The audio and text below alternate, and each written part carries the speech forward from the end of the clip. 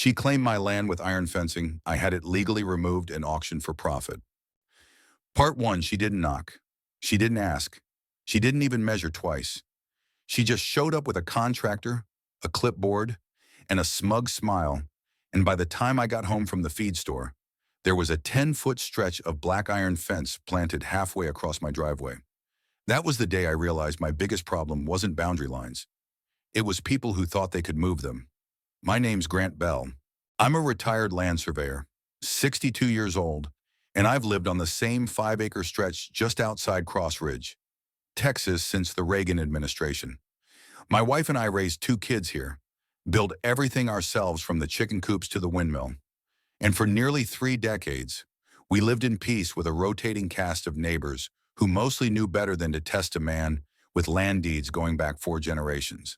That peace shattered when Karen Blakely bought the half-acre lot next door. She was city money with a mouthful of ordinances and an email signature that included executive HOA consultant, which would have been fine if we had an HOA. We didn't, never had. What we did have was a rural easement agreement that protected shared access between my driveway and the corner lot she now called hers. Apparently, Karen didn't like that. The first sign of trouble was a formal notice of visual disruption taped to my mailbox. Apparently, my tool shed was in breach of community standards for line-of-sight cohesion. I laughed, tossed it. The second was a digital citation emailed to me, complete with a fake header from something she called the Cross Ridge Neighborhood Order Council. She'd included a demand to remove a wind spinner because it disturbed tranquility. Again, I ignored it. The third was a construction crew on my driveway at 9:17 on a Wednesday. They had posts in the ground before I even finished my coffee. Big black wrought iron ones. Heavy, permanent looking. I stepped outside and hollered, "Y'all got a permit for that?" One guy pointed at Karen, who stood behind them in a pantsuit, arms crossed, clipboard pressed to her chest like a badge. "This is my property," she declared, "and the fence marks the proper setback per HOA standard R3. I stared at her. "There is no HOA. She blinked, flustered. "Not yet, but I'm in the process of formalizing one, and I've already notified county planning." I laughed. "Ma'am, you're building a fence on my land. This easement was registered in 1986. I helped draft the dam overlay." She shrugged. "Then you'll need to bring that up with the board when it forms." Then she turned her back like that settled it. I don't lose my temper easily, but I do keep records. And I knew right then this wasn't a disagreement. This was a land grab dressed up in fake authority. So I went to my office and pulled the documents. Deed, easement, township maps, even a county engineer's letter verifying the shared access route. I emailed all of it to the county clerk that afternoon and copied Karen for good measure. No response. But the fence, it kept growing. By Friday, the crew had installed 37 feet of fencing entirely over my gravel border, including a welded gate that blocked half of my daily ingress. Karen didn't even look me in the eye. She left another paper under a rock on my porch, temporary access adjustment, pending formal review. So I called the sheriff. Deputy Kincaid came out, took one look at the fence, and let out a long whistle. "This legal?" he asked me. "Not even close." He nodded. "I'll write up a report, but unless you want to sue or yank it yourself," I finished his sentence. "She gets to keep playing pretend." He sighed. "Ain't that always the way?" That night, I didn't sleep. I reread the property line rules, fence ordinances, rural easement clauses, and then I found it. Section 14C, abandoned and unpermitted structures on private land. Any structure found to be erected without permit, outside deeded boundaries, and left on a property for more than 72 hours without signed consent may be legally classified as abandoned material. My jaw clenched. The iron she'd planted on my land wasn't permanent. It was salvage. By Sunday morning, I had a plan, but I wasn't going to touch a single bolt. Not yet. Instead, I printed 3 signs and posted them directly onto the fence. Structure unpermitted, classified as abandoned material under County Code 14C. Owner has 48 hours to remove. After that, This fence will be disassembled and sold. I included the full legal reference, and then I waited. Karen saw the sign at 7:03 a.m. Monday. I know because I watched her from the porch, sipping my coffee. She marched up to the gate, read the sign, turned red in the face, and started shouting. "You can't do this. This is harassment." I raised my mug. "This is salvage law." Karen, she called the county. They called me. I sent photos, documents, the same files again. This time they backed me. Her formal HOA petition had been rejected 3 weeks earlier for lack of quorum. Her fence had no permit, no survey backing, no filed setback adjustment. They told her to remove it immediately or face legal removal under Code 14C. She refused. So I made the call.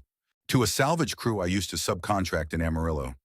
They showed up with torches and flatbeds 72 hours later. Karen tried to stop them, screamed that she'd call the police.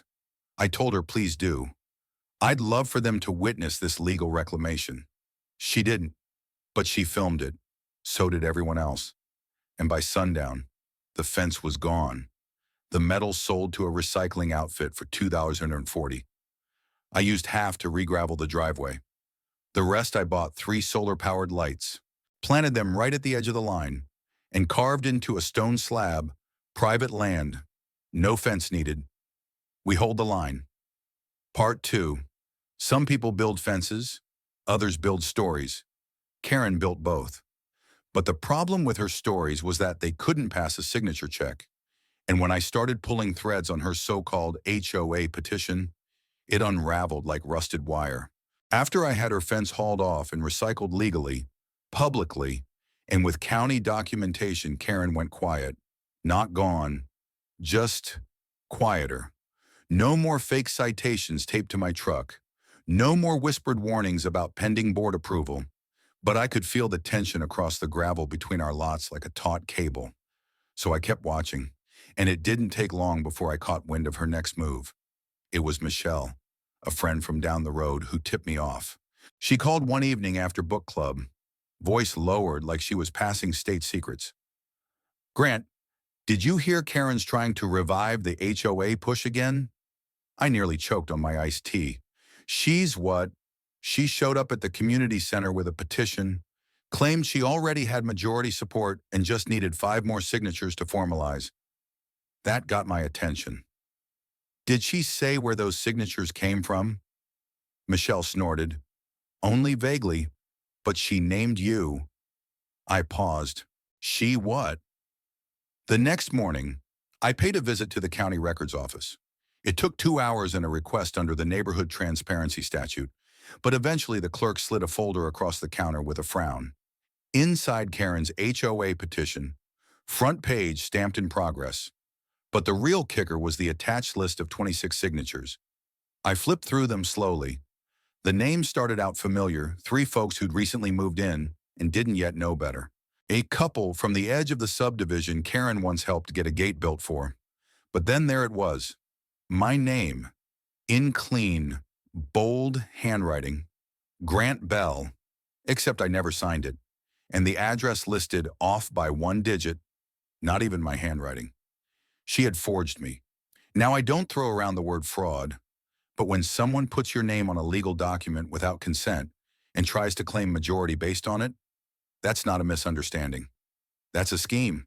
So I filed a report, quietly, officially. Then I started calling neighbors, not to stir drama, just to ask a question. Did you sign Karen's petition? Are you aware she submitted your name as support for a new HOA formation? The results out of the 26 supposed supporters, 11 had no idea they'd been included. Another 6 had asked to see bylaws before signing and never received anything. 2 claimed their names were completely misspelled, and 1, old Mr. Gomez, had been dead for 3 years. With confirmation in hand, I returned to the county, this time with a full dossier. Within 72 hours, they issued a formal intent to investigate petition misrepresentation notice and froze Karen's submission. Her plan was dead in the water, but the fallout was just beginning. At the next town council meeting, Marla, the real head of the community advisory board, stood at the front with a straight face and a stack of printed petitions. She held up one with a post-it tab. "This," she said to the packed room, "is Karen Blakely's proposed HOA petition." Murmurs rose.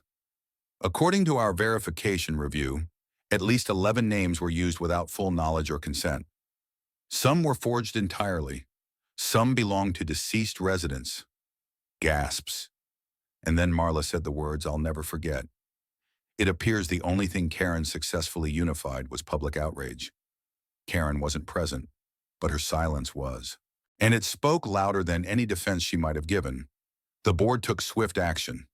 Karen was barred from submitting any new petitions for HOA-related activity for 5 years. The neighborhood drafted a new transparency clause. All future community initiatives now required a witnessed signature log, open to public review for 10 business days before submission. Her tactics had backfired, and in doing so, they'd built more community than her fake fence ever could. That weekend, I hosted a barbecue. Open invite. Neighbors came from all 4 corners of the tract, even the ones Karen used to intimidate. We ate brisket, talked boundary markers, laughed at old HOA horror stories, and for the first time in years, people stopped whispering about Karen because we'd all seen the paper trail, and we'd all agreed. This community didn't need a fence to feel safe. It just needed people who told the truth. Part 3. Some people think control is power, that it comes from clipboards, threats, or fences no one asked for. But like anything made of cheap steel, when it finally breaks, you realize it was never worth as much as they said it was. That's the thing about Karen's kind of control. Once you melt it down, you find out its only real value is scrap. After the HOA petition fell apart and the county publicly confirmed the signature fraud, Karen disappeared for a while. Not physically. She still lived in that over-landscaped corner lot with a trimmed hedge line straighter than a carpenter's level, but her presence, the slow-burn influence she held through posture and pretense, gone. No more reminders slipped into mailboxes. No more surveillance walks. No more quiet warnings whispered into the ears of newcomers. The clipboard had lost its sting, but I knew better than to relax completely. Karen wasn't a quitter. She was a reclaimer. And reclaimers, they always want something back. That something turned out to be the fence. Not the one she lost to salvage, she knew better than to contest that, but the idea of it. Her last swing came in the form of a civil complaint. A thick envelope arrived via certified mail one crisp October morning. Filed by K. Blakely, private citizen. Claim wrongful disposal of private fencing. Seeking reimbursement of $8,430 for materials and projected installation costs. I read it 3 times, then laughed out loud. April peeked out from the kitchen. "She finally suing you," I held up the letter. "She's trying now." I've read a lot of legal filings in my life. Most of them, at least, try to pretend they're grounded. Karen's didn't even bother. The fence installed on land she believed was in process of reassignment. The sale of the metal deliberate vandalism of a community safety feature. My response, premeditated retaliation to intimidate future HOA development. It was like a diary entry from a dictator who'd been voted out and didn't know why. Still, she'd filed it, so I had to respond. My lawyer, Marcia Evans, was an old friend. She'd once been the only woman practicing municipal code law in a 50-mile radius. Tough as nails, and allergic to nonsense. She flipped through the complaint, eyebrows barely twitching. "Okay," she said. "Here's what we'll do. First, file a motion to dismiss based on property line certification. Then we'll submit the salvage receipts. And lastly," she flipped to the final page, where Karen had attached a before photo of the fence. "We include this in our response, along with your deed map and the date-stamped removal notice." I nodded. "Think it'll go anywhere?" Marcia smiled. "Grant. She tried to take your land with a contractor and a prayer. All we need to do now is hand her the invoice for her own delusion." We filed the countersuit under Code 16B, malicious boundary misrepresentation. It wasn't about money. It was about precedent. When the hearing date came, the county mediator didn't even make it through introductions before pausing over the evidence pile. Surveyor's map, footage from the removal crew, Karen's forged HOA petition. Yes, we brought that too. And the kicker, a video clip of Karen telling the salvage team, on camera, "You have no right to remove this. But fine, go ahead. I'll make you pay for it later." The mediator looked up slowly. "Ms. Blakely, is that your voice?" Karen crossed her arms. "This entire neighborhood has been bullying me since I tried to improve things." He raised an eyebrow. "Ma'am, are you saying that building an unpermitted structure on someone else's land and submitting a forged neighborhood petition is improving things?" Karen blinked, then fell silent. The ruling came swift and clean. Karen's claim was dismissed. She was ordered to pay my legal fees, and her case was flagged in the county system as an abuse of private property process. But the final blow, the judge's final line, "Ms. Blakely, control is not a right. It's something earned through trust, not fencing." Word spread fast. After the ruling, a few neighbors brought over cider and laughter. One guy handed me a bottle of wine with a note. "To the man who turned a fence into a payday." I didn't keep the check from Karen. I donated it to the community tool shed we'd been building in the center lot. We used part of it to buy a shared chipper, mulch barrels, and even a few garden lights. Someone spray painted "No Karens allowed" on the shed wall. We painted over it, then added "Respect the roots. We all grow here." The real scrap wasn't just the iron we hauled away. It was her idea of control. Rigid, heavy, unwieldy. And once the bolts were pulled, once the truth saw light, we sold it off, piece by piece. And in its place, we built something that finally belonged to everyone. Part 4. Some lines fade. Grass grows over stakes. Fences rot. Paperwork gets buried. But the land remembers. It remembers who built with respect and who hammered steel into soil they didn't own. After Karen's complaint was dismissed and she was ordered to pay legal costs, something changed, not just in her, but in the land itself. Her house stayed the same, but her influence shrank like a dropped stone sinking into tall grass. No more community notices. No more passive-aggressive comments about standards. She started parking in her driveway instead of obsessively repositioning everyone else's. And though she still clipped her hedges weekly, she started waving back when neighbors passed. But out here, on land older than all of us, respect isn't a handshake. It's what you build and what you don't take. Fall came early that year. Leaves blew through the gap where the fence used to be, and neighbors who had once kept to themselves started using the open line between our lots to walk dogs, chat, or borrow tools. It was subtle, but real. The land was open again, and people followed its lead. That's when April came to me with the idea. "You know the patch where the fence was?" I nodded. "What if we planted something there, not just grass, something permanent, symbolic?" She suggested a live oak, a native. Slow growing, strong, the kind of tree that outlives bad neighbors, bad fences, and bad intentions. We held a small planting ceremony, just the bells, the Parkers next door, and old Ms. Rivera from up the hill. Sadie dropped the first scoop of soil, April poured the water, and I placed a small plaque at the base. This line was once crossed. Now it stands rooted. 2 weeks later, something unexpected happened. Karen came over. No clipboard, no smirk. Just her and a small potted lavender bush. "I heard about the tree," she said. "This is for under it. If that's okay." I studied her face. No performance, no arrogance. Just a woman who'd finally realized the soil wasn't hers to control. I nodded, and we planted it together. Around that time, I was invited to speak at a county forum on rural land disputes. Apparently, the fence saga had made waves beyond Cross Ridge.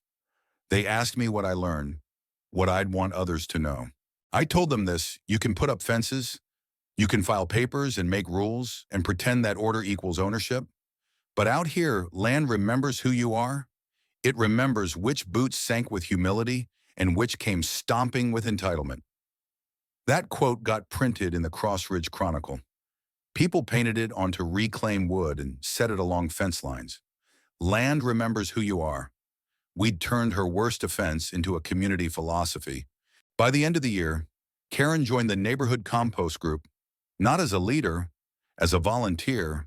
She sorted bags, shoveled mulch, said little, worked hard, and no one brought up the fence anymore. Because some lines, once erased, are better left as memory markers, not scars. The oak started blooming in spring. The lavender drew bees. Kids called it the forgiveness tree. And at its roots, the land stayed still, open, quiet, holding everything we'd learned. Because the land never forgets where truth was planted and where control got cut down. Part 5. Steel rusts. Pride bends. But what grows in their place if you let it can last generations? What Karen left behind wasn't a structure. It was a void. And somehow, we filled it with something better. Spring came soft that year. The kind of spring where the ground stays damp just long enough to smell like something ancient is waking. And the oak, the one we planted where the fence once divided the land, had grown a full 12 inches. Its roots were anchoring now. So were we. After everything, you'd think I'd be suspicious of peace, of the quiet that followed the conflict. But that peace wasn't silence. It was earned. Neighbors talked more now, not about Karen, but about planting, building, weatherproofing, and sometimes just being. The land that once held tension now held potlucks. Kids played soccer across the old boundary line. No one corrected them. And Karen, she came back to the soil, not with ownership, but with hands and time. That summer, we started a new tradition. The community border garden, not a wall, not a hedge, but a shared space. 4 plots, 4 families, no fences, each one growing what they needed and what they could share. Karen took the southeast corner. She grew tomatoes. Quietly, perfectly. She never asked to lead. But when one of the new families asked how to trellis the vines, she showed them without fanfare. It wasn't redemption, it was contribution. April and I planted okra. The Parkers grew peppers and wildflowers. And in the middle of the garden, we placed a new sign carved from the salvaged post of the old iron fence, "We grow what connects us." It was small, but it meant everything. In August, I caught Karen watching the oak again. She had her hands in her back pockets, hair tied up, a streak of dirt on her cheek.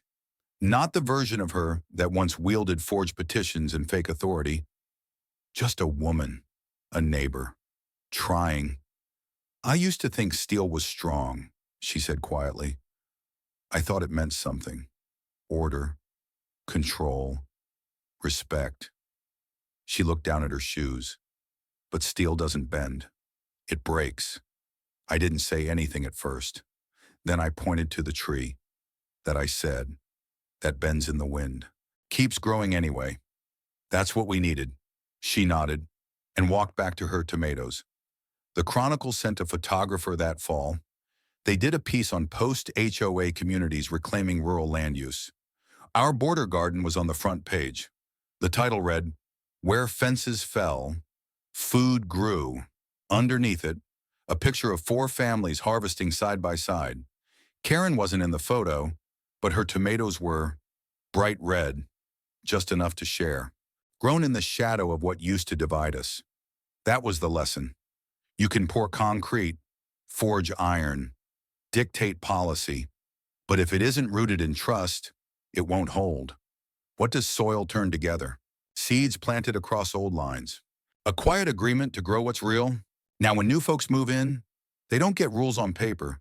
They get a shovel, a welcome basket, and an invitation to the border garden. Because out here, what we protect isn't perfection, it's space to grow. And the steel, it's long gone, sold, melted, forgotten. But in its place, we built community. We built memory. We built food, family, and future. That's what grows in place of steel. The end.